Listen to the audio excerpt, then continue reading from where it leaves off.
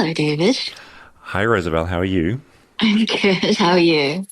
I'm good. I'm good. It's the height of summer over here, so it's very sweaty. I've got no air conditioning, and so my apartment is very warm. Oh, that sounds so nice. Now, today's topic on Flightless Bird is Pokemon, and I hear you saying that's not an American topic, but let's just say it's very, very popular in America. hmm Actually, I mean, specifically, it's about Pokemon cards. Do you have any have you ever collected cards or been interested in Pokemon at all? I feel like our friend Hayden plays Pokemon Go all the time, so he's probably the guy to talk about it, isn't he? Yeah, I know. I'm surprised you haven't talked to him or, staged an intervention as part of this podcast. Have you had any Pokemon sort of interactions in your youth or old age?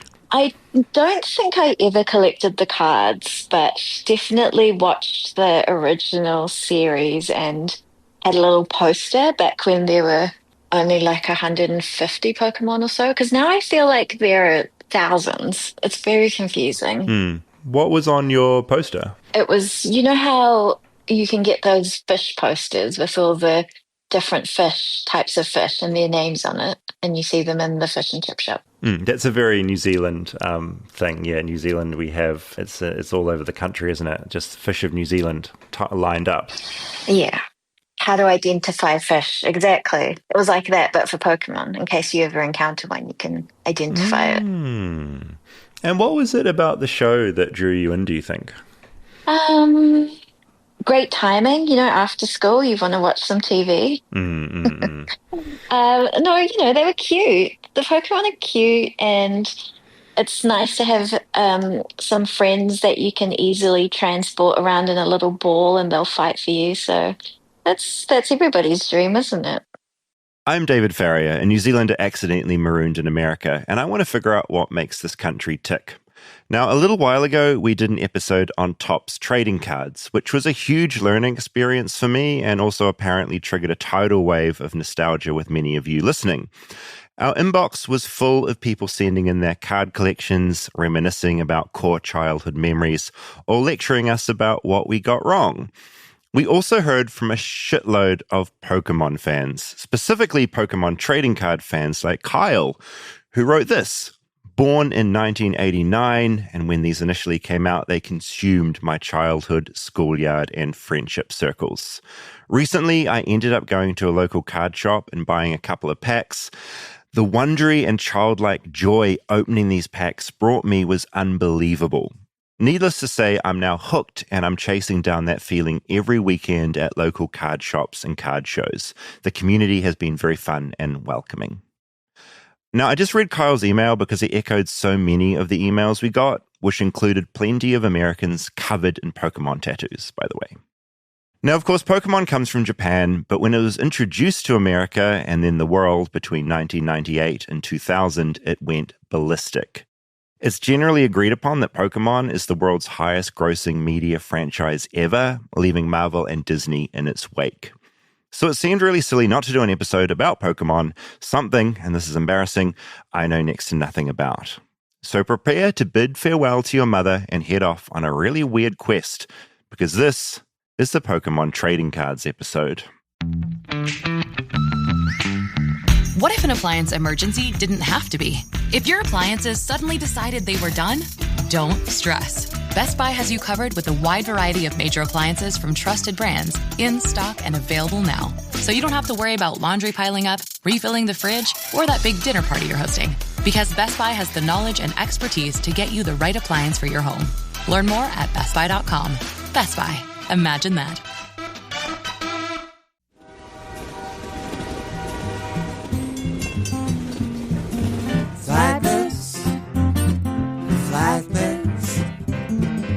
Flightless bird touchdown in America. I'm a flightless bird touchdown in America. Rob, how are you, Pokemon? We're here. Good. I'm like you. I didn't get into Pokemon. I was more into Pogs and sports cards. What are Pogs? Oh, you don't know about Pogs? No, I've somehow missed Pogs as They were well. like these little cardboard discs that you would collect. Oh, did you flick them? And then I think you like put them in a pile, and then there was like a weight one that you would hit And then based on which way they would land, I think that was Yeah. like elementary school. It's so funny because to be clear, we definitely, like, Pokemon was huge in New Zealand. But for whatever reason, I just completely missed the whole thing. And it's weird because I like cute animals. It's so weird. It's like, why is this not like why is this not here? I'm actually pretty shocked that you didn't have a Pokemon phase. Yeah, I have no idea why I missed out on Pokemon. I'm trying to think like what I was really into as a kid. I was into like DuckTales. Like, what are your kids into? Like, what's the big pop cultural touchstone for them? It feels so schizophrenic with how like drastically it changes. Yeah. Because Calvin had a Pokemon phase for a little bit where he had like the book too, where he would just like read it and would like study the different Pokemon. Really? There's Beyblades. I think a lot of them are really toy centered, and it's like whatever the kids at school are getting into collecting. That's the thing, right? It's like it travels like a virus in that way. Yeah, they got into Beyblades. It was all about getting those. There was another one that was super similar to it. As a parent, because I don't have kids, like, what's your philosophy of like your kid becomes obsessed with a thing? Like, how deep do you go in on that thing, or how much do you hold off waiting for them to get into another thing, or do you just embrace the thing because you want your kid to have like joy? So I have two answers to that. One, it's hard for like holidays because when people, my parents and family will ask for like Christmas lists, and just like, I can't make you this 2 months in advance because it's going to be totally different.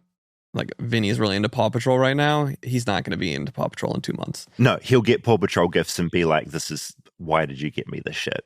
Well, he wouldn't do that, but Daddy, why did you get me this fucking shit?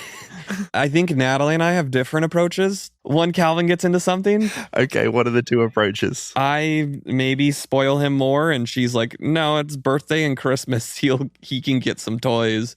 He doesn't need anything until then. Yeah, completely. Which is like December and January, and then like 11 months of no gifts. So what I've started to do when he records for this show, his reward is I'll let him pick out a like $8 to $10 toy. Oh, I like that. When he does his little Calvin's Corner, he can pick out a Beyblade that he I also love, I didn't know this, I also love that we're kind of like paying him. It's not like child exploitation because like he's got like a paycheck. Exactly. It's like, here's your toy for doing this work for us. Yeah. And now he like actively is like, ooh, when can I do this? It's like, when can we do 2 podcasts a week? Exactly. Yeah, we need to do more of this. He's pitching me ideas for podcasts. And have they hit Minecraft yet? Are they into that, or are they too young? Yes, he got into Minecraft. We're pretty careful with the like online stuff that we allow. Community-based stuff. There's a Roadblocks game that his cousins all play that we don't let him play. I mean, that is the biggest universe because that's like games within games, right? Yeah, so we've avoided that. In Minecraft, he's only allowed on his Switch, like in his own world. Yeah.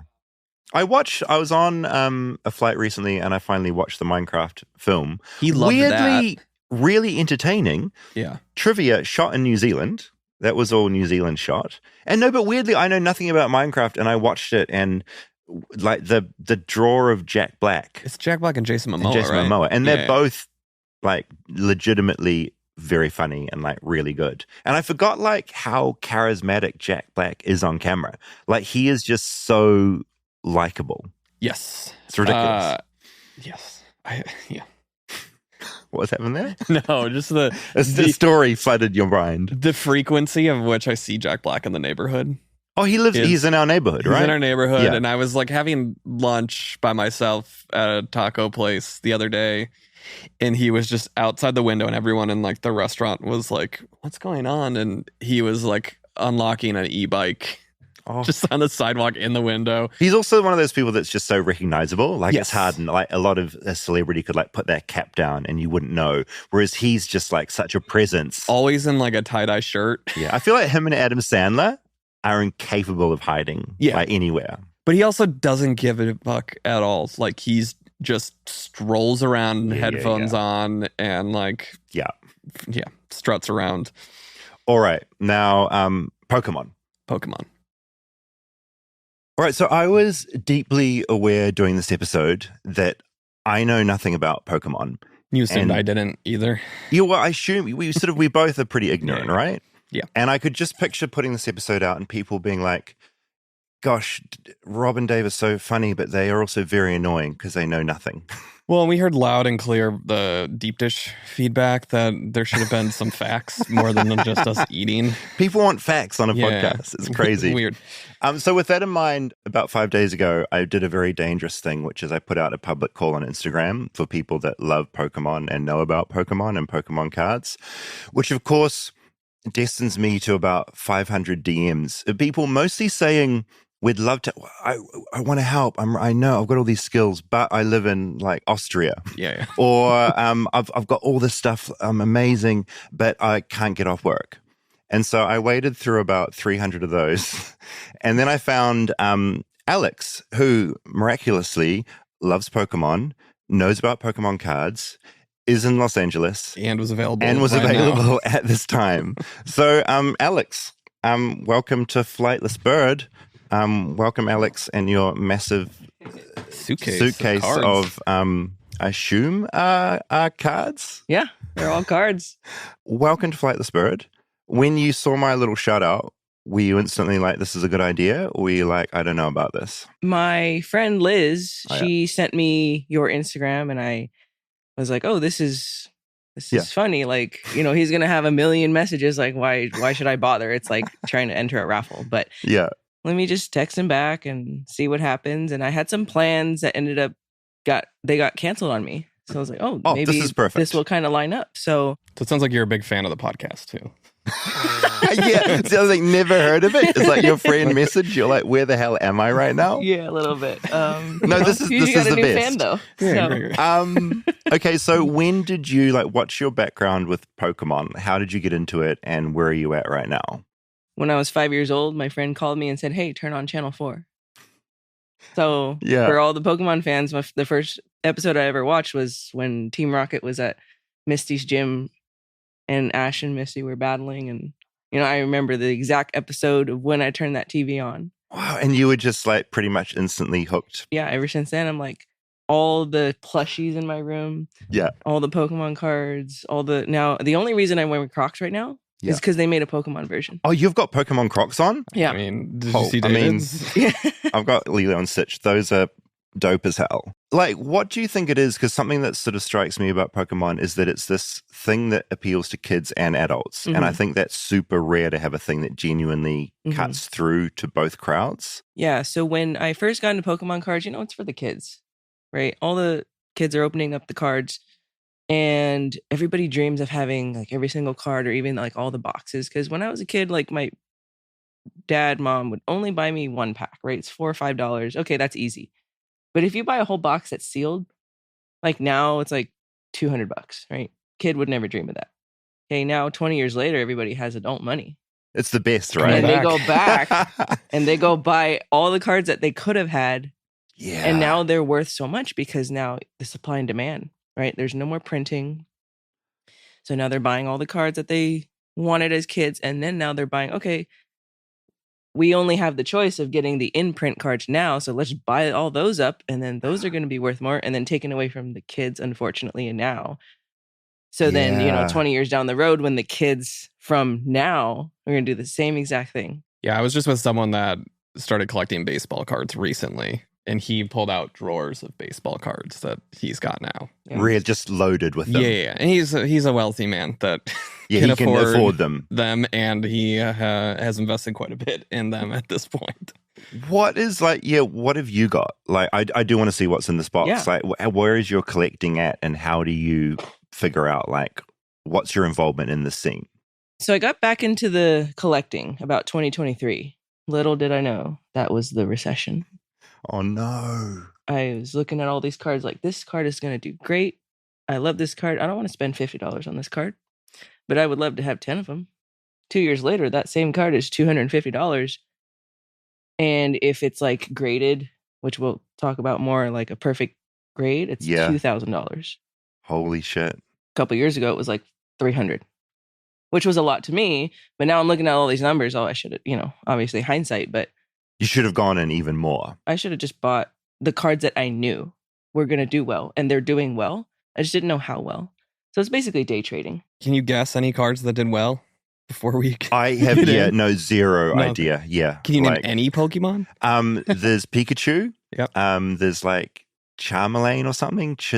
Charlemagne. That's Timothy? Not a The actor? Another one too. Charizard or something. Charizard. Charizard. Yeah. Mhm. Okay. There you go. Those are the two that I know. And I know. Well, Calvin's gotten a little bit into Pokemon. Has he? Gateway. Just like Jigglypuff. Jigglypuff. Yeah. Yeah. Yeah. These are all the top dollar ones, right? You won't see a Jigglypuff. What was the? There's an evolved Pikachu. Raichu. Is Raichu. that Raichu? Yeah. Remember him? Oh, you know way more than I do. That's the extent. That's I know the like extent of 3 the more knowledge. Pokemon than you. Wait. So what's in the box?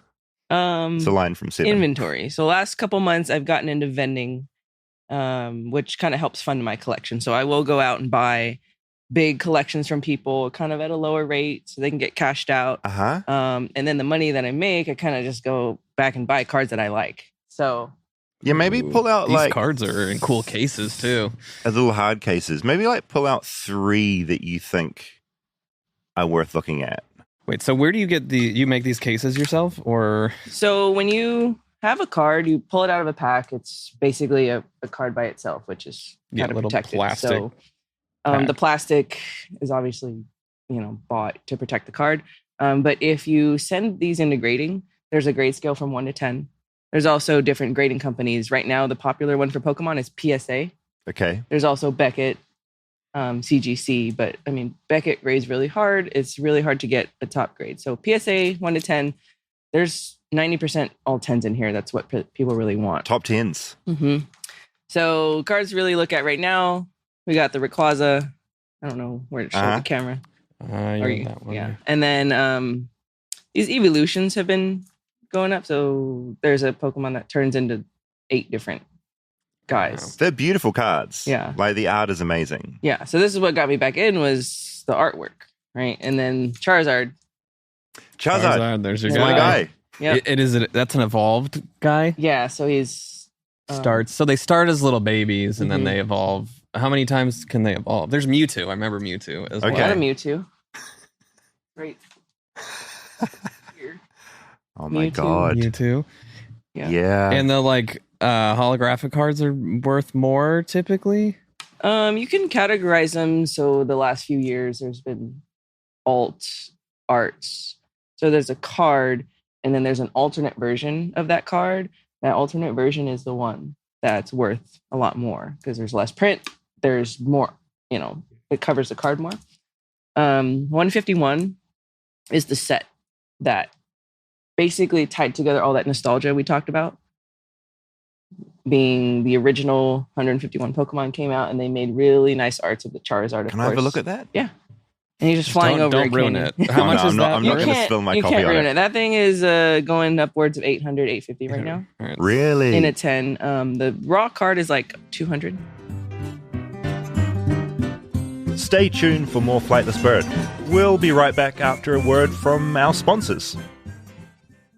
Support for Flightless Bird comes from Helix. Now, I have been sleeping on a Helix mattress for years now, and I absolutely love it. Maybe one of the best things about coming to America was finally discovering Helix mattresses. I've always had sleep issues. Sometimes I overheat. I've got back pain, that kind of thing. But with my Helix mattress, it's really giving me the best sleep I've ever had. I heard about the brand when they came and sponsored this podcast. I did what you will do if you get a Helix mattress. You just go to the website, you take a very simple quiz, and voila, a really wonderful mattress arrives at your front door. So go to helixsleep.com/bird for 20% off site-wide. That's helixsleep.com/bird for 20% off site-wide. Make sure you enter our show name after checkout so they know that we sent you. helixsleep.com/bird. Support for Flightless Bird comes from Aura Frames. Now, summer isn't going to last forever, but I have no doubt that on your camera roll, you have a lot of photos from summer, and you're going to want to relive and remember those favorite memories from your photo roll. And look, you never look at photo rolls on your phone, so why not put those photos in a digital photo frame. I gave my parents one of these frames. They're in New Zealand. I update that digital frame with all of my summer pictures from LA. It's winter in New Zealand. I mostly just do it to make them jealous. Aura Frames was named the best digital photo frame by Wirecutter, and it's really easy to see why. There's unlimited storage, so you can add as many photos and videos as you want, and it's so simple to set up. Just plug in and share away. And yeah, for the moments that made your summer and the people who made it better, this is for them. Start reliving your favorite memories by visiting auraframes.com. For a limited time, listeners can get $35 off their best-selling Carver matte frame. That's auraframes.com, promo code BIRD, B-I-R-D. Support the show by mentioning us at the checkout. Terms and conditions apply. Whoa! That was a bop! Ooh, let's keep the party going with the Claptrap Public Domain Serenade! Happy birthday to you! Let's all loot and shoot! Ba-ba-doo-doo, Borderlands 4! Well, that kind of fell apart toward the end. But you get the idea. Borderlands 4 is out now!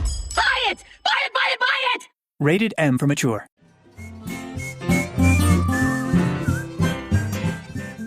I talk about a bit about this with the guy that's in the documentary that we're going to play soon. But how do you balance up the fandom and like loving, having, and owning this, and knowing you might have to part with it or trade it? Like, what's that balance in your brain? Yeah, so I'm actually really proud of myself in separating the business and the personal right now. I actually brought some of my personal slabs. So I have one of those in my case at home. Right. So then now when I go, like, I love the card, so I know other people will love it. So when I trade, I'll like prioritize the cards that people like, so that they'll move and they'll kind of help the business side. Yeah, well, and you must see like joy in people's faces when you deliver them a card that they really want. Yeah, I just had a guy buy that one. That was my second one. So he bought it yesterday morning and he was so happy, and he like overpaid me. And then I was like, hey, you know, you gave me too much. He was like, oh, I was so excited. What, like, the Pokemon card community, what's it like? Are the different, like, does it get very feral? Is it really, like, lovely and caring? What's it like? All of it. All of the above. So there's a lot of people that are sharks, like, hey, what's in your case? Let me buy it. And then they're, no, it's my personal collection. They're like, no, I'll pay you this much, because they know they can flip it. Yeah. Right? Yeah. But I'm like, I have friends that do that. It's like, just leave them alone. They don't want to sell it. Yeah, leave them be. Yeah. If they want to sell it, they'll. But then that's how people build. Those are the people we want to hate, right? Yeah. And then there's people that, unfortunately, I've heard prey on little kids. Like, hey, do you want to sell your card? And then give them nothing for it. And the kids don't know any better. I mean, of course that happens. But that sucks so much. Yeah.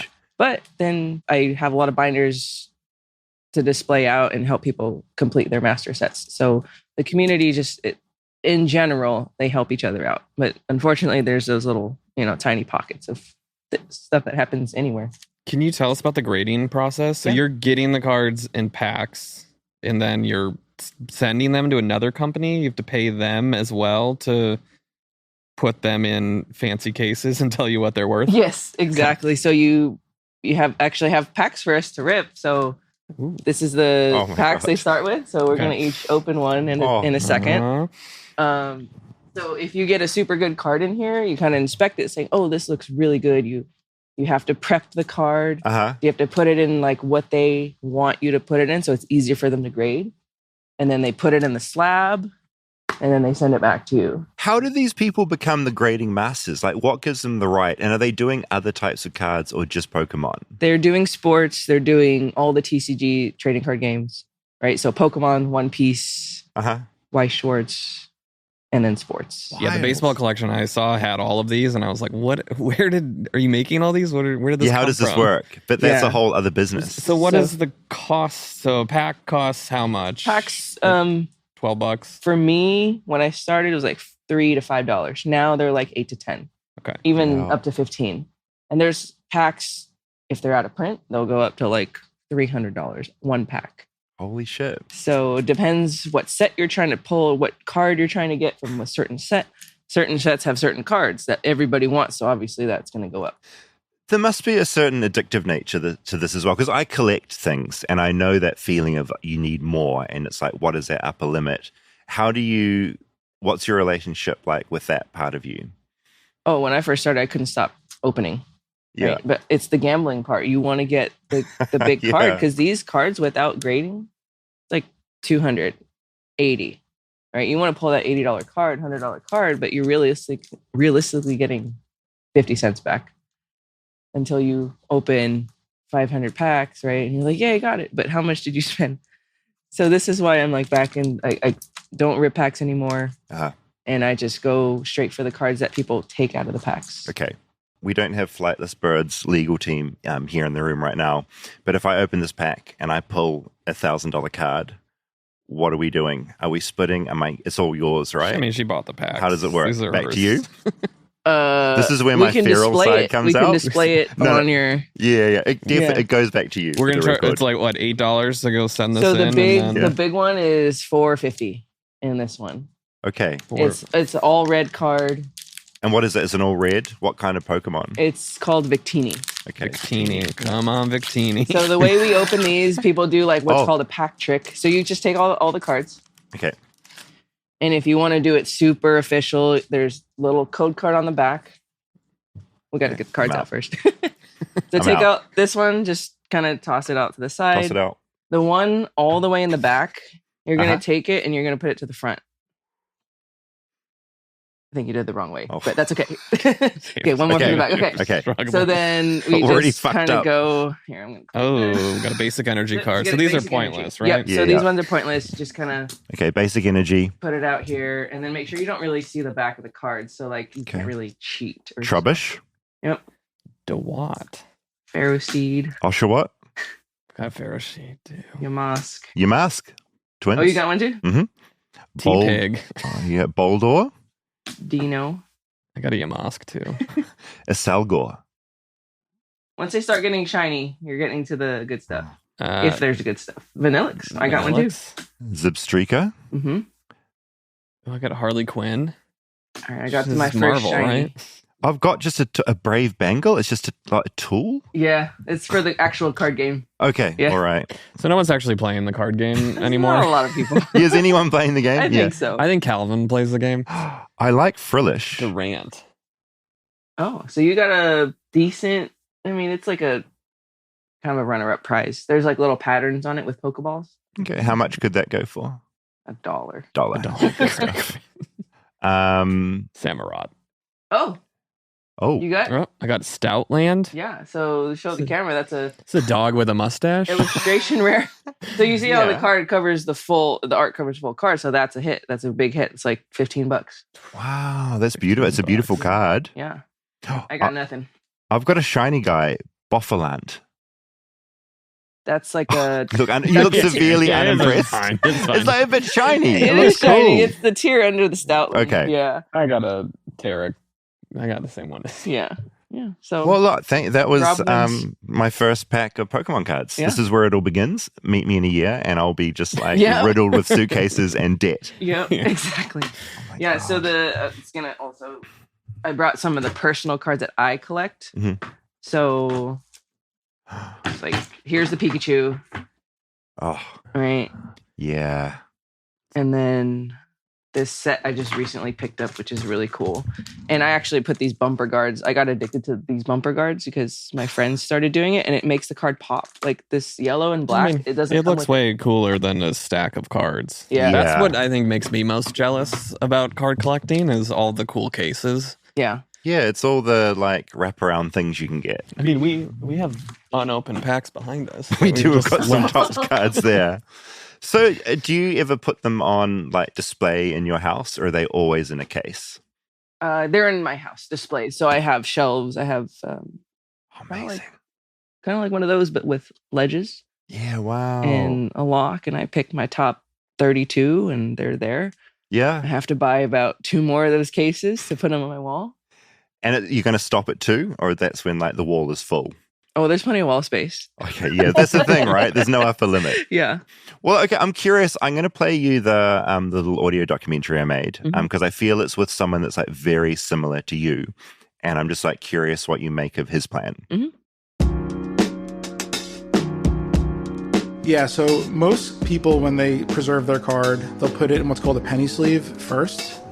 So there's like a soft plastic sleeve that they go into, and then like a hard plastic shell called the top loader. So that you're holding an Umbreon VMAX. What do you think the value of that card is? I'm in New York with another David. He's come to visit me at my friend's house, bringing a bunch of binders with him. He's been flicking through the pages, showing me his colorful array of pristine Pokemon cards. I look at this and I think it's great condition, it's shiny, it's cute. I figure this is like $50. Okay, so the nickname for this card is called Moonbreon.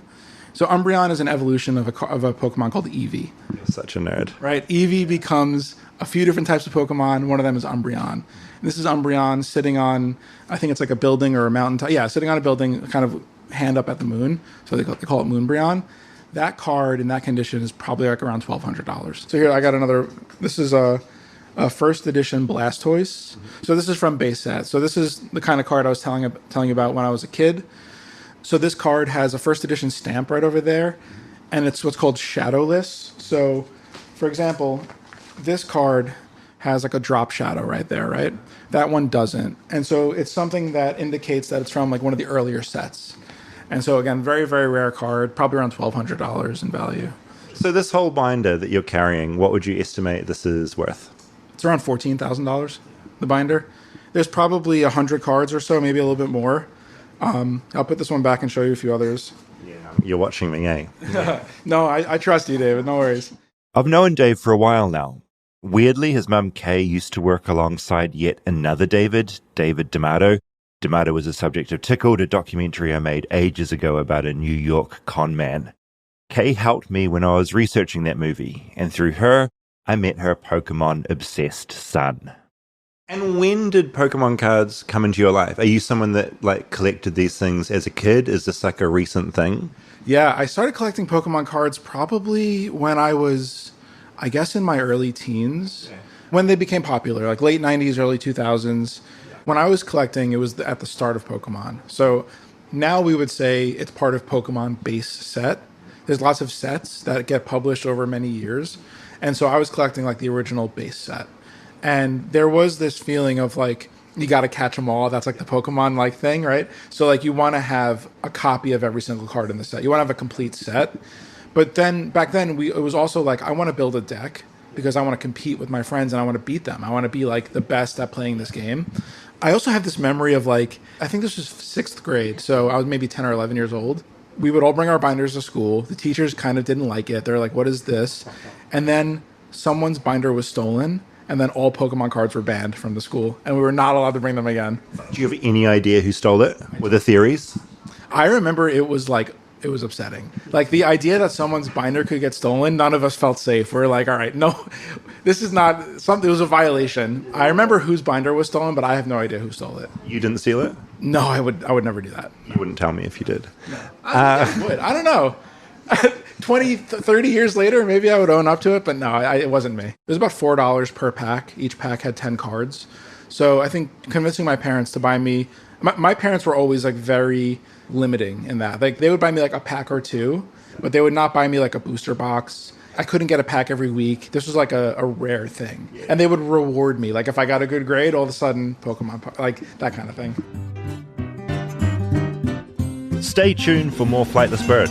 We'll be right back after a word from our sponsors. Support for Flightless Bird comes from Bombas. Now, as you know by now, if you listen to the show, Bombas makes socks and now also slides and other seamless essentials. But there's something really important I think you need to know. They make Very Hungry Caterpillar socks.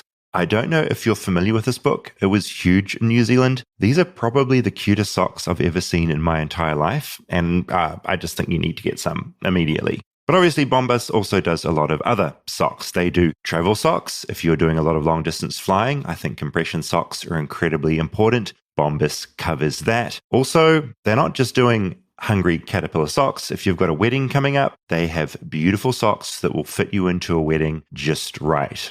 Also, though, why not wear some Hungry Caterpillar socks to a wedding? And best of all, with Bombas, they don't just feel good, they do good as well. One purchased equals one donated to someone who needs it, and that's pretty great. They also do great running socks, so if you've got sweaty feet and you're prone to blisters, these socks are going to sort you out. You can also order Bombas abroad. That's right, along with the United States, they are now shipped internationally to over 200 countries. I have a lot of Bombas socks. I'm a big socks wearer. I like their very low-key socks, just white with some black stripes at the top. As I said, I've got these caterpillar socks incoming. Very excited. And again, they do good. One purchased equals one donated to someone who needs it. So head over to bombas.com and use code BIRD for 20% off your first order. That's BOMBAS.com, code BIRD at checkout. Bombas.com and use code BIRD.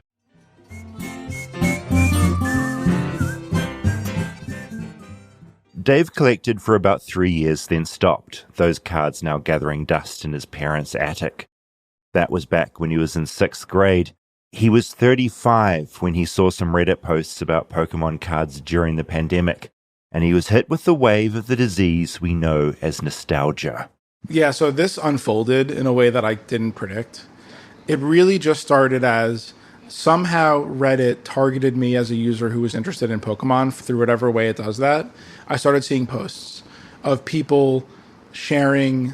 There's a lot here. So there's this whole notion of grading cards. You send a card to a third party, they put it in like a plastic slab, and they issue it a grade. So I started seeing posts about graded cards, and I didn't know what that was at the time. And then it brought back this nostalgia of like being interested in the cards. And I found this company that would do, and I remember thinking to myself, it feels like a lot of work to get back into this. Like I'm not trying to create a big mess of like having millions of cards, and I don't want to open. And the new products don't interest me as much as like the older vintage stuff. But so I found a company where you could buy like a mystery box. You would get a graded card. It was guaranteed to be from a certain era and like of a certain quality, like a certain value. And I was like, all right, I'll buy a few of these, see what I get, and like see what happens. And I got them in the mail and I liked it. I was like, oh, this is awesome. Like these are cool looking. They're like cards that I haven't seen in a long time. I couldn't find my childhood cards. I was like, maybe I'll just collect a little bit. But then I started getting cards that I didn't want to keep, and I was like looking them up on eBay, and I was like, oh, like I could resell some of these. And it just became this cycle of like, okay, there's some cards that I like, but actually most of these I just want to like sell because I think I can sell them for a profit. It turned into this puzzle of like, is there an actual business here, or is it just a hobby? His nostalgia had joined forces with the part of his brain that loved a challenge and loved coming up with new business ideas. So Dave started selling Pokemon cards on eBay, just because the website made the whole process fairly easy. But he started getting more and more cards, and eBay was no longer cutting it. So really what I do now is what I would call like high volume card selling on multiple online marketplaces, where most of my focus is on automation, either software or hardware automation, where the items that I'm selling happen to be Pokemon cards, but they are just the particular item that I'm selling. But what I'm really doing is like a collectibles reselling business. That's very high volume. So you're just ordering massive amounts of cards and somehow letting the computer grade how important these cards are and spinning it out into different marketplaces? Yeah, I can walk through the step by step. So was that at all like what you do, what I just garbled out, or was that just garbage? I would say that was like 95% good summary of what I do. Basically what I do is I buy collections from people. I look for somewhere between 200 to 400 cards minimum. It can be as high as like 50,000 cards. He says the most he's spent on a collection of cards at one time was about $20,000. So imagine like I get a collection and it has 100 cards in it. I've paid $1,000 for it, so $10 per card. But I have been able to see the cards and I know enough about them where I can know this collection is probably worth like $2,000. I have to take every card and I scan it with a scanner. I use a special scanner that is good for Pokemon cards, doesn't damage them. So I have a high fidelity front image and back image of the card. I have gone in and hand labeled, like I think this is like a mint card or like a lightly played or like a moderately played. Like there's different grades that are standard in the market. So I've amassed a database of like all of these images that have hand labels on them of like the condition. So I use ChatGPT to then take that data set and train a neural network to then do those conditions for me in the future. So now when I scan a card, I have a little piece of software on my computer that will take that image and it will predict the condition. So I don't have to write it. And then all I have to do is review those predictions, and it's like 85% accurate. And so I'm constantly finding little ways of like making these things more efficient.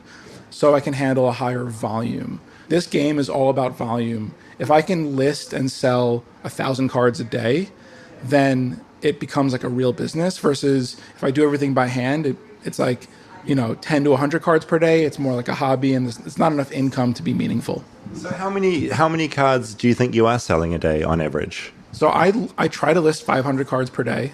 I have about an 80% sell-through rate, so I'll sell about 350 to 380 cards per day. From what I can tell, there are plenty of other people like him doing this. But what makes him unique is that he has a background in software engineering and has written this very smart software that makes the system really, really streamlined. And he isn't in some store. He runs this whole thing out of his own house. And while he still has a day job, he does see a time when he could do this full time. I listen to this and I feel like very impressed and inspired by this. Will there be people out in the Pokemon trading world that listen to this and they're like, this guy's evil, or like he's doing it at too high volumes? We want someone like individually sending out each card. Like, is there any of that feeling in that world? I think there's always going to be like a gradient of things that people feel on any topic. There are definitely people who are going to say like, anyone who does something at scale controls more of the market, right? So like, let's say instead of doing 500 cards per day, I was doing 50,000 cards per day. I would control the pricing of the market for a lot of the cards then, right? And is that evil? Like, I don't know. Like, that's just like scale. So I don't think I'm doing it at that level to really affect anything. The market is so gigantic that I'm just a drop in the bucket.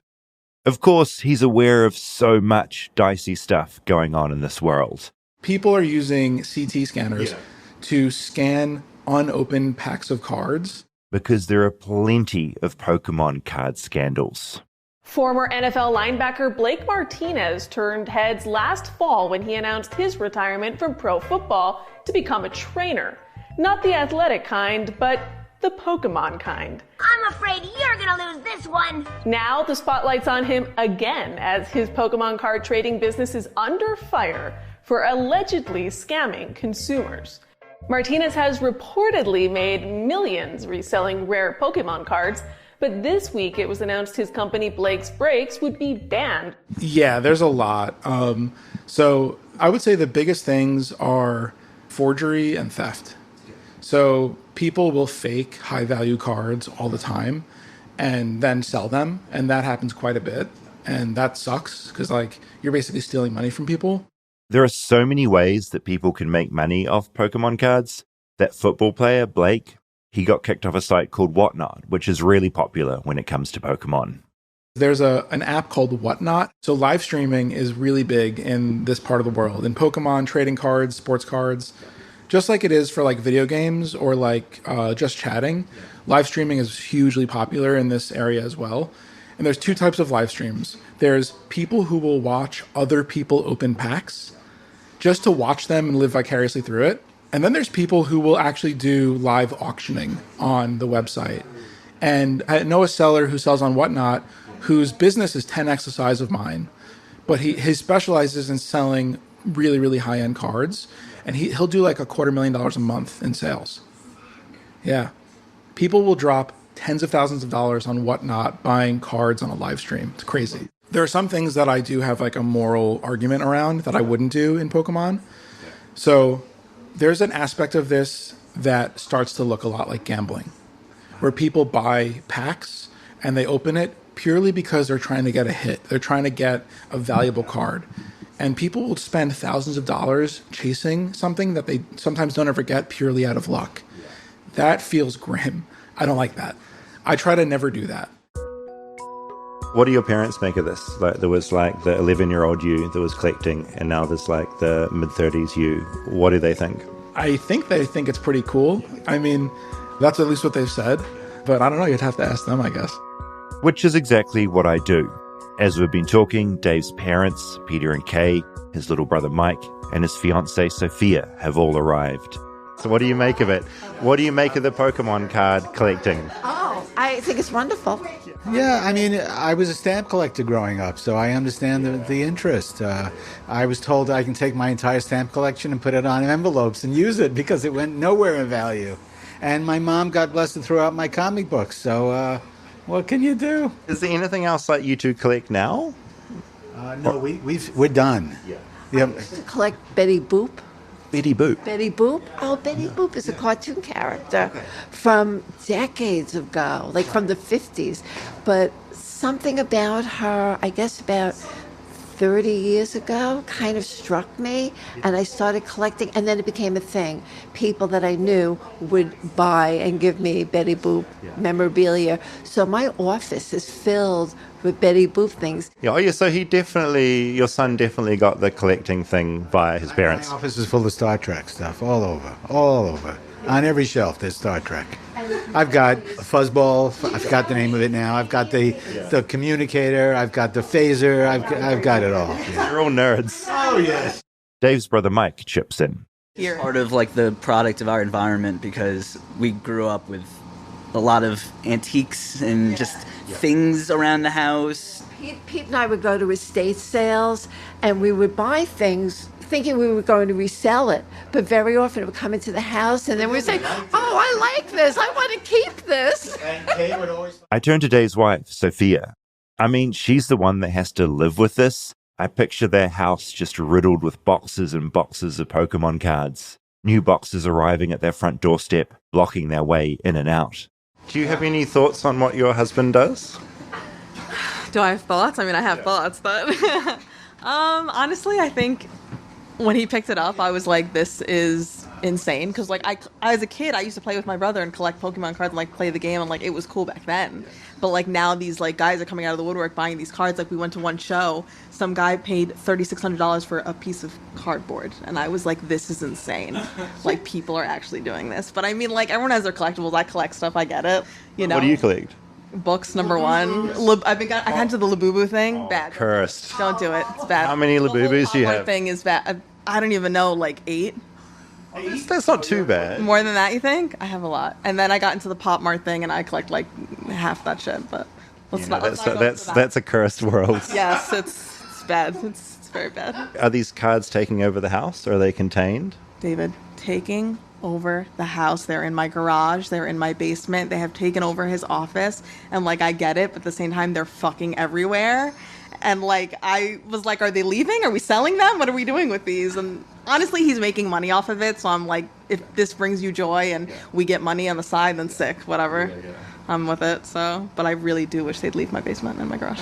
Are there any, like, in your house, are there any, like, little cards on display, like on the nightstand or anything? I keep a few on my bookshelf. Oh, you keep a few there? Yeah, like sometimes if he'll have ones and I'm like, oh, that's a cute one. The truth comes out. You love it. I don't love it, but I'll take a few here and there. With your whole family, you're all secretly, like, collectors. I think, Dave and I especially, I think our ADHD is so bad that I just, like, love to collect little trinkets. Like, I'm such a trinket bitch. I, like, love that shit. All over the house. You're all trinket bitches. We're trinket bitches, for sure. I love all of that.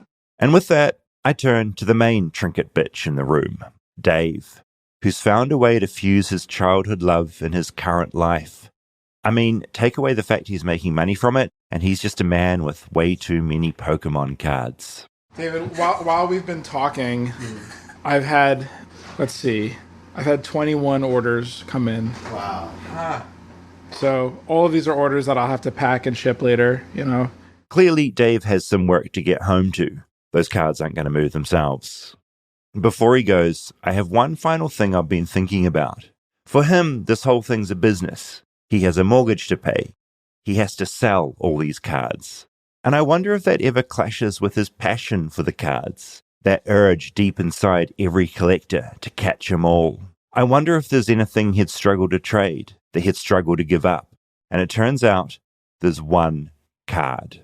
So this is also another card that, like, this is one that I truly might not ever sell, or like, I just have no need to sell it, but it's like the holy grail of Pokemon cards, literally. So this is a graded card. So it's a first edition base set Charizard, and it's graded by PSA, and it has a grade of a 9. So a 9 out of 10. So it's one of the rarest cards that exists, and getting it in that grade is incredibly hard. Where did it lose a point, would you say? So I'm curious if you look at that, you look at it and you can tell me, like, what imperfections do you see on it? I'm honestly not seeing, is there a slight mark at the top? Maybe like a tiny I don't know what it is, like a tiny discoloration? Yeah. So there's a slight mark in the front face of the card that's very hard to. You wouldn't notice it initially. So the card is imperfect, right? But it's so close to being perfect. This card was graded a very long time ago. So it's graded by a company called PSA. PSA is like the preeminent brand for grading cards. They command the highest value. They're like the strictest in terms of grading policies. They're like the most desirable when people purchase cards. This PSA graded card, you can see like on the top label, the way the layout is, it's an older PSA card. This was probably graded 15 years ago. And so grading over time has changed. It's much, much, much harder to grade today. A PSA 9 Charizard, you'll probably get like a 7 or an 8. The standards have risen. So because of these little marks that got a 9, there are a few PSA 10s in the world, but you can count the number of them on your hand. And the question that, of course, we all have, what is this worth on the market right now? Yeah. So a thick stamp PSA 9 first edition base set Charizard really depends on the buyer and the marketplace.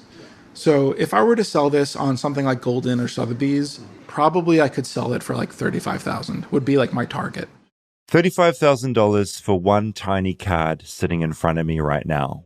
And the weird paradox about all this is that the card that can make him the most money is the hardest one to get rid of. It's hard to sell something like this because you have to find a buyer. Like you probably want to do it in person. You want cash. Like if I do credit, there's like a fee, and there's like, it's actually really hard to sell an item like that. As he talks, going on, all I hear are excuses.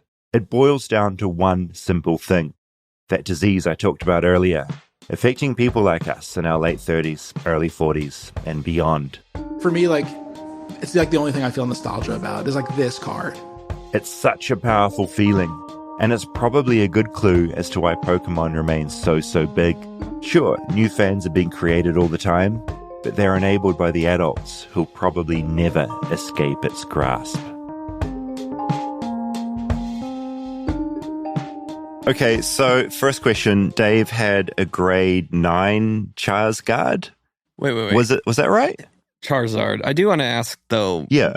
Who's determining value of these? Is it purely like the market? Nostalgic Is it kids, like or is there like a blue book for Pokemon cards? It's just eBay.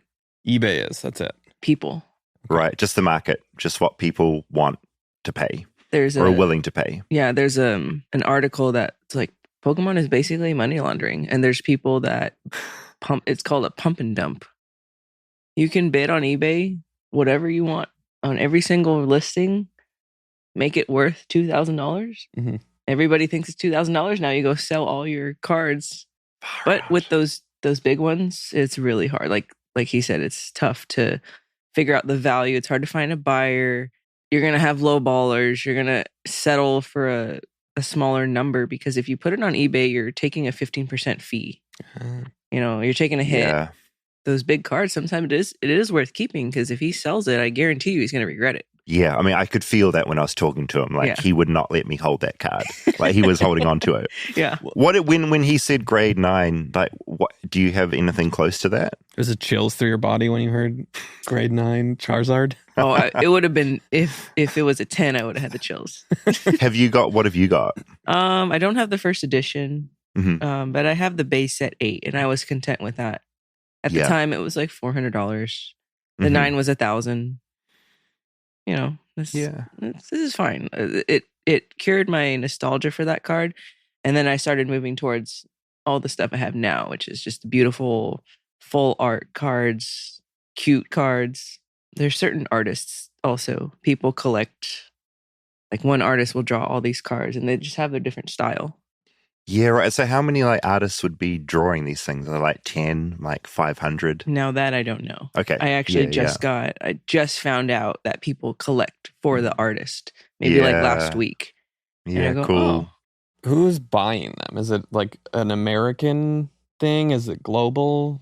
It's global. It's global. Yeah. So it's not just Americans on eBay trying to because it feels very American dream of paid $8 for this pack and there's $25,000 cards sitting in there. Potentially. You have to grade it. Yeah. There's so many different languages. Like there's German cards, there's Spanish cards, there's Korean, Chinese, and Japanese. And all the Asian cards, the Japanese, Korean, Chinese, they all have their own exclusive cards. So Japanese exclusive, never going to go anywhere else, right? You see, But this now- is like such a collector's dream. Yeah. It's like crack. So are the Yeah. English ones only really being sold to Americans, or No, I You're- mean, English right now is worth the most because of the lazy print quality. Okay. So it's harder to Huh. get 10s. It's harder to get a nice looking card. Japanese, like their whole value is just like everything has to look nice. Their production value is so good that their PSA 10 cards is worth barely more than raw, which is out of the slab. Yeah, right. So it's Japanese cards are super cheap. If you're getting into collecting, buy all the Japanese if you don't care about the little text on the card. I did find one bit of trivia relating to the American thing. Norman Grossfeld, he's an American man, and he's the one who's responsible for modifying the Japanese slogan into the English phrase, gotta catch 'em all. So that was an American that came up with that fucking thing, which I feel is like the one thing I knew about Pokemon was that phrase. was that you got to catch them all? Gotta catch 'em all. That's the thing. That was an American guy. The movie, I just remembered, there was a movie about this starring Ryan Gosling, Reynolds, Ryan Reynolds. someone. Was that any good? Did that reflect, like, there was controversy over Pikachu being furry as opposed to a sort of a bulbous flat figure? Yeah, I mean, it's CGI, right? He's supposed to be a little rat. We don't really know if he has fur or not. Yeah. But Detective Pikachu, it's kind of like a little knockoff little movie. Was that respected in the Pokemon community, or was that like a different thing? I think it came out at the time where I didn't really care, so I didn't. This is pre you getting into it again. Yeah. Yeah. So yeah, I watched it because it was Pokemon, and I was always into Pokemon. Mhm. But I didn't really care for the shows as much as the video games and the merch and the cards now. That was my other question, because I think the thing that Pokemon's done so smartly is they just have an empire of things, right? They've got the cartoon, they've got the card game, they've got, I mean, the video games are their own thing, right? Well, in the app, the Pokemon Go thing. That Oh, Pokemon was Go, a which couple Hayden, years who we, ago. we often call the guy at the beginning of the show, is my New Zealand friend, and he has 2 children. He's married, he's busy, but he will go off at like 10 p.m. at night wandering the neighborhood to find Pokemon with Pokemon Go. So like that's still a thing. It is still a thing. I think when it came out in 2016, it was super crazy, and then it died, and then it came back. Yeah. By the way, it's anime, not cartoon. Oh God, no! That's why we need you here. No, that's the thing. Like that's so important. My Yeah. God. I mean, cartoon is American, and then anime is literally Japanese animation. No, good clarity. That's exactly why I wanted you in here. Yeah. So when I'm just reeling off bullshit, you can be like, no, don't say that.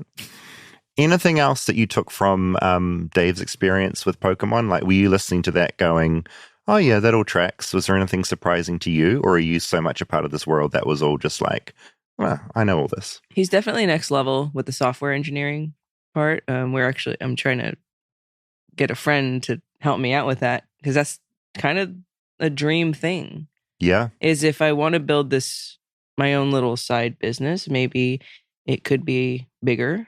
There's a guy, he came up on my Instagram feed. He's like Pokemon Dad or something. He's like the kindest guy at these. He films himself basically giving like a free card or a binder to kids at shows. Do you know this guy?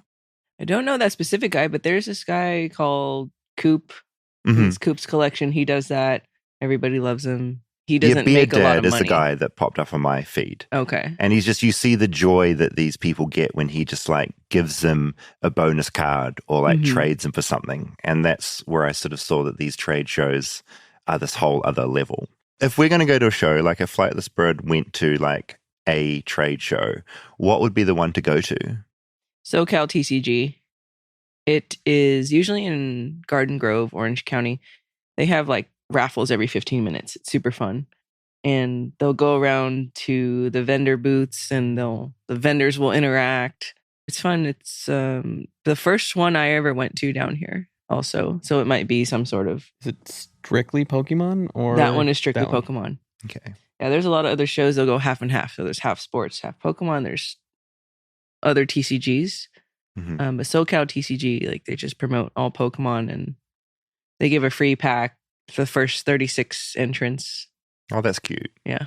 This is a bit of a hack question, but in all your dealings with Pokemon cards and shows, Are there any like standout stories of like scandal or drama? Like, have you seen someone like steal a card or like kick a small child and like take any their sting binder? operation happen Yeah. while you're... A friend of ours that he went to go put his stuff away, and then he went to go back to the table to get the last bits, came back, his windows were smashed. So people are waiting. They're lurking around waiting for the opportunity. And there was another event where it was all over social media. This guy is like dragged out by 4 cops, one on each limb, from stealing. And yeah, I don't know what happened there. It seems like there's this added bummer when someone is stealing from a community based around something so kind of pure. Do you know what I mean? I don't know if it's that pure. Okay, with all these high values, like it's not. Yeah, right. You know, the earlier recording talked about having fake cards. I was actually a victim of a scam in February. Oh, what happened? So that Moonbryon that was brought up earlier. Yeah. I flew across the country. I traded like a $3,000 signed Power Ranger memorabilia to go get this Moonbryon in a 10 that was worth $3,000. So it was going to be an even trade. Ended up being fake. I did all the steps. Fuck. He seemed genuine. You know, I brought my blacklight because if you take a blacklight to the slabs, there's like little watermarks. I did everything except take the fucking blacklight.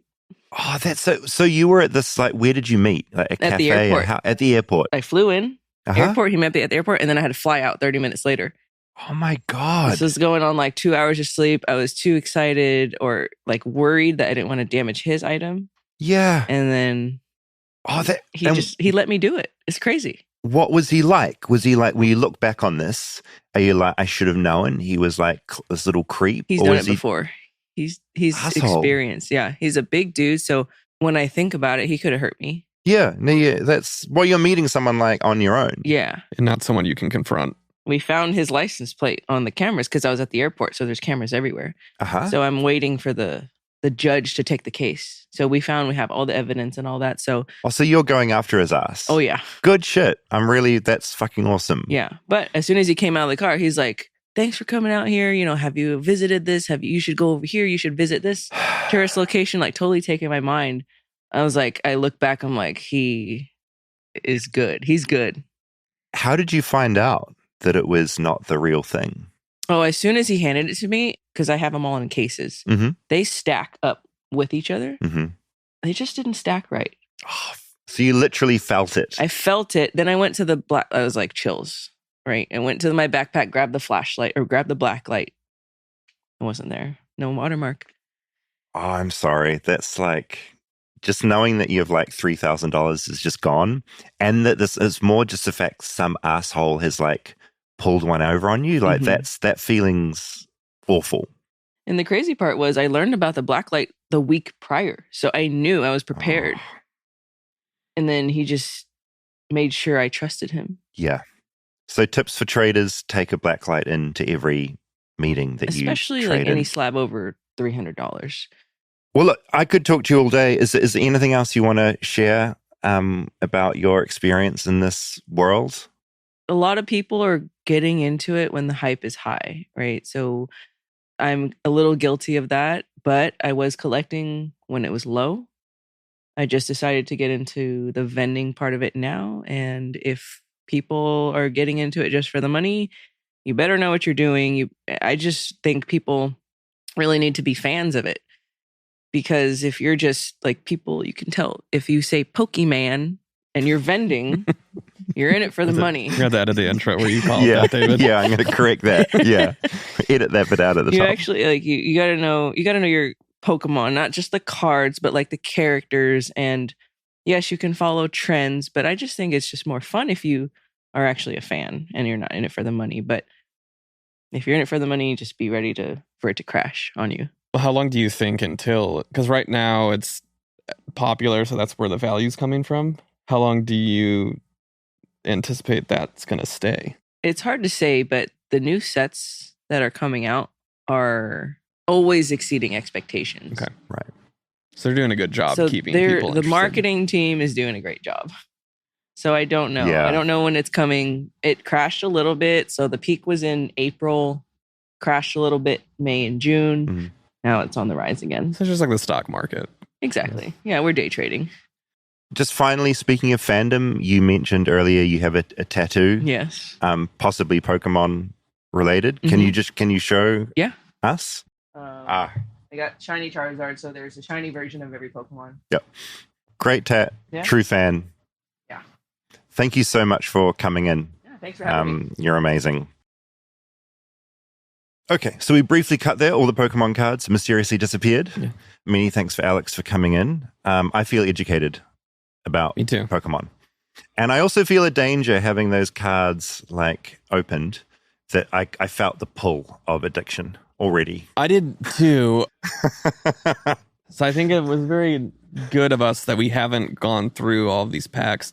I do feel like though, the hurdle of like looking up the card's value, having it graded, then sending it in, and then having to sell it to get profit is enough of a hurdle for me. Yeah. I mean, I'm mainly worried about just collecting for my own personal, like, that's cute, I want that card. Yeah. Like, that's my main worry. Opening up a pack.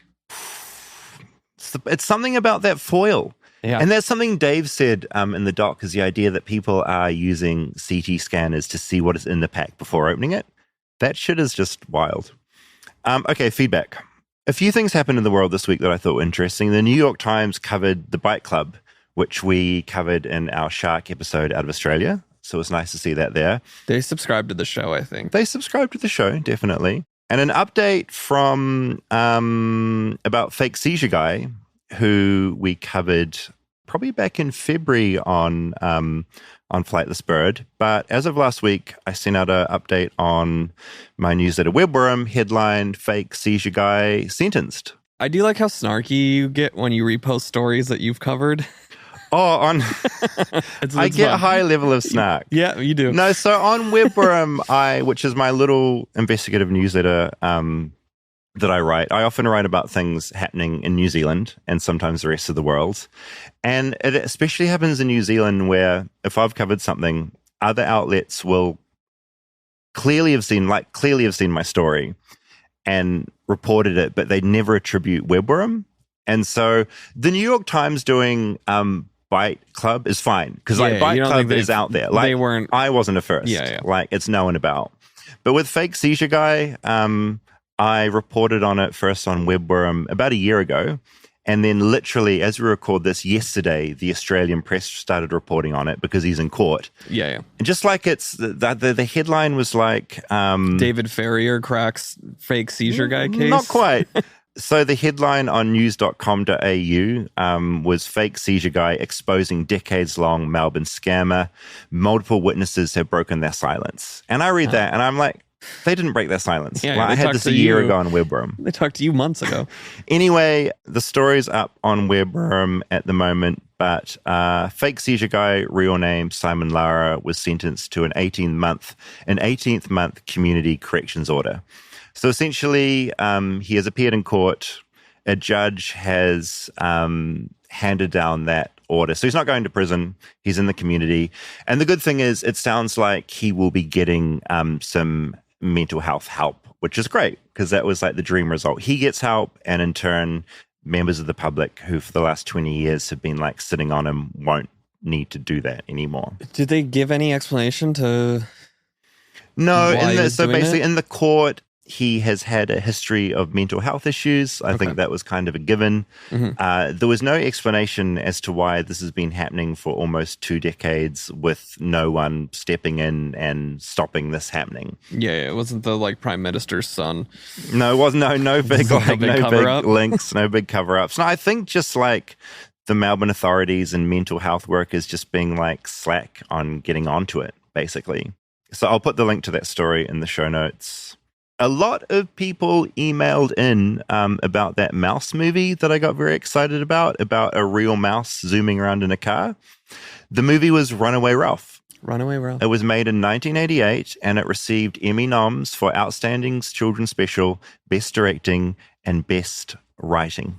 You looked it up, and that was the one? Because I feel like there's a handful. No, a ton of people emailed in with mouse-related Christmas films. Yeah. But I went to all of the trailers for all of them, and it's definitely was Runaway Ralph. Let me see, because I don't know if I know Runaway Ralph. Oh my God, yeah. Look it up on YouTube and see if you know it. 1988 film.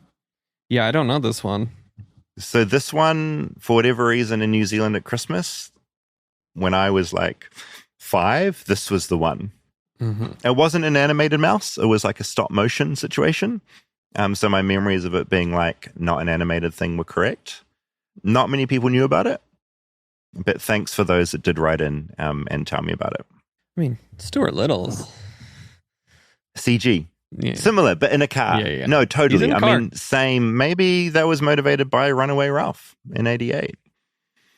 I also listened to another podcast that I thought was really interesting, the Filmcast, which reviews movies, and they were talking about how comedies are so hard to have sequels for. And I was thinking for this in relation to Home Alone, because with a comedy, it's so based on the plot. Like an outrageous thing happens, like The Hangover, right? They lose their friend, they have to go look for him. It's really hard to do sequels because you either have to somehow reset what the plot is or find a way to get those characters into another similar situation. Right, without feeling like you've recycled completely all your plot points. And I was just thinking of that in relation. I think Home Alone 2 did it pretty well. Yeah, I mean, they went to a different city. But like, I watched the new Naked Gun, and that was sort of theoretically a sequel, but also like a reboot. Yeah. Is amazing, by the way. Yeah, I've heard Naked Gun great rules. things. But like, comedies are hard to do sequels to. Like, I thought that was just a really interesting observation because it's all like based on like an outlandish situation. Right. Yeah. And it has to feel fresh when you're going into a second one. You can't just like, we're going to hit all the same points we did the first time. You'll just like roll your eyes at it. I feel like the Chevy Chase Vacation movies did a good job of that too. Yeah, they did a great job. But those are also both kind of examples of plots that work in different locations. Hot Shots Part 2. Yeah. I was obsessed with that film as a kid. Oh my God, that was good. Be a flightlessbirdchat@gmail.com if you have any like favorite like comedy. I'm like curious if you have had any comedy sequels that are better than the first one. I think Next to Impossible, but prove me wrong. I'm not going crazy.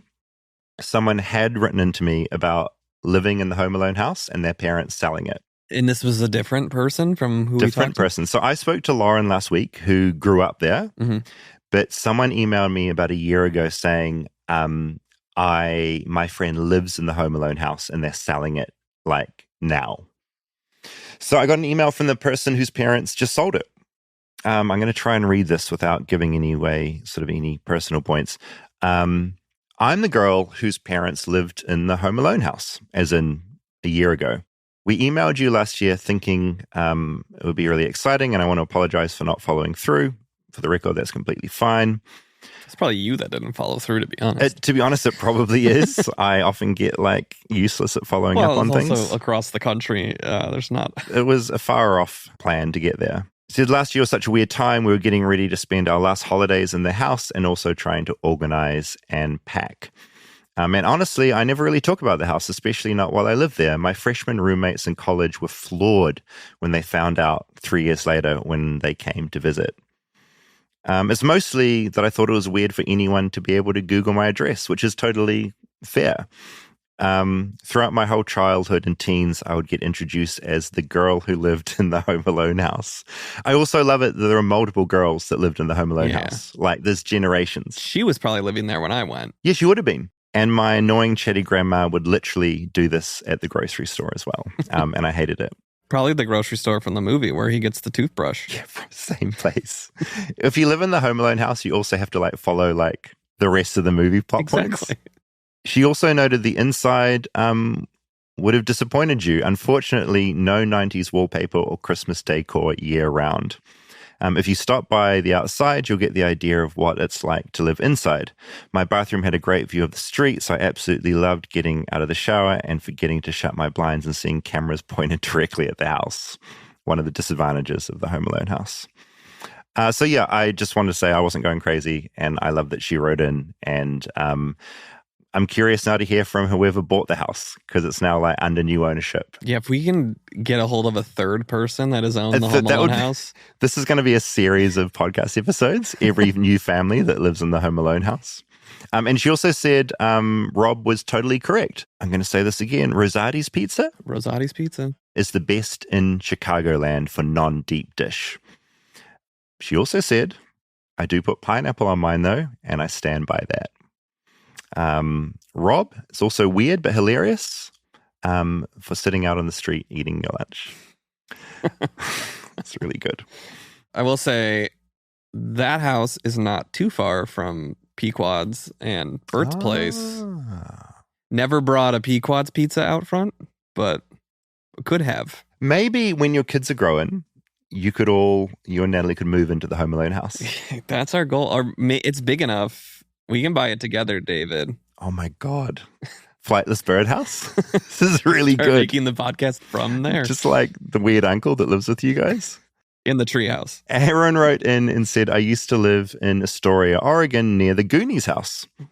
If you look it up, you'll see there's been quite the history of people owning it. I was there during the period of the people completing wrapping the house in tarp to dissuade people from driving by. Quite a dramatic thing, just to wrap your house in tarp. It's like a wild approach. I just found that very funny. We weirdly did an episode of We're Here to Help yesterday. Yeah. Where we're interviewing people for a friendship game, people that have a hard time making friends come on, and then people audition to be their friends. And one of the women we talked to yesterday moved to Astoria just because she wanted to be near the Goonies house. Get out. Yeah. Oh, that's amazing. Yeah. And so American. Yes. That's friggin' not even to move into the house, but just to be in the area where the house is. Yeah, I mean, when I went to Seattle or Portland, it was like on the list of things was like a day trip to Astoria to go see the Goonies house. Full disclosure, I only this year watched the Goonies for the first time. Apparently, Stephen Colbert's never seen it, and it's like a bit that Josh Brolin's trying to get him to see the Goonies. It's worth watching. Colbert, if you're listening, I recommend it. On a funnier note, a childhood friend of mine would come visit me in Astoria about once a year. To kick off his visit, we would go over to the Goonies house on the first night of his visit, and he would teen wolf a beer on their front lawn. To clarify, teen wolfing a beer is where you throw someone an unopened beer can, they catch it, they bite the side off the can hard enough to puncture it with their teeth, and then suck out the beer from the puncture holes. That sounds dangerous. It does sound dangerous. Like, imagine recipe for disaster. Gums. Jamie wrote saying, I grew up in the suburbs of Chicago, Arlington Heights. Rob will know that area. For pranks, we would do a lot of garbage nighting. Do you know this? I don't know the term garbage nighting, no. So garbage nighting is going around on garbage night and collecting things to put in people's yard, which is just rifling through people's trash, basically. For example, America's so weird. For example, getting a rug, rolling it out, and putting other furniture on it, on the rug, like a fake scene. That sounds fun. It is kind of amazing. One time we found a toilet to put on someone's front yard. Good, clean, fun. I mean, you know about the flaming dog shit. I know that from American movies. Okay. Never done it. Yeah. I've never done that either, but the things that kids get up to, and wanted to make sure we didn't miss out on. If Calvin ever did that, if he came back and he was like, Dad, I just flaming dog shit the neighbor's house, would you be like a secret high five, or would you be like, don't do that? The fire aspect of it, yeah, I think is the issue. And also a shitty thing to do. To a neighbor. Yeah. A pretty dumb question from me. Yeah. Janae wrote in, my grandmother and her grey-haired sisters had a weekly lunch tradition of trying new restaurants. Oh, this is to do with our Hooters mention. One week, they stumbled into a Hooters completely oblivious to the establishment's unique atmosphere. They spent the entire meal focused on the menu, complimenting the service, and left declaring the food really good. It wasn't until later that someone gently explained the restaurant's actual concept.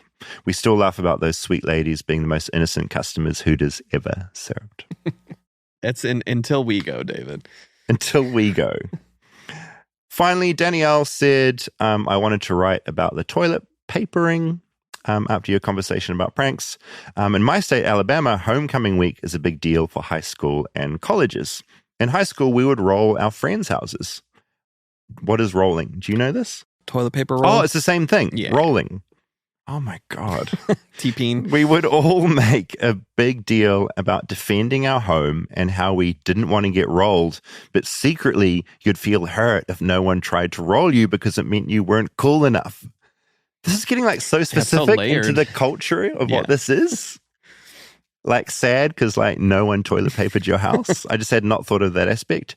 Groups would get together and spend each night rolling other people's houses. Parents would stock up on toilet paper before homecoming week. I had no idea the parents were in on this as well, because none of the stores around us would have any. It's like COVID all over again. It's COVID-gate. No toilet paper left just because everyone's throwing it everywhere. I did grow up in a really small town, no traffic lights at all, so that may just be an us thing, but rolling is a rite of passage in central Alabama.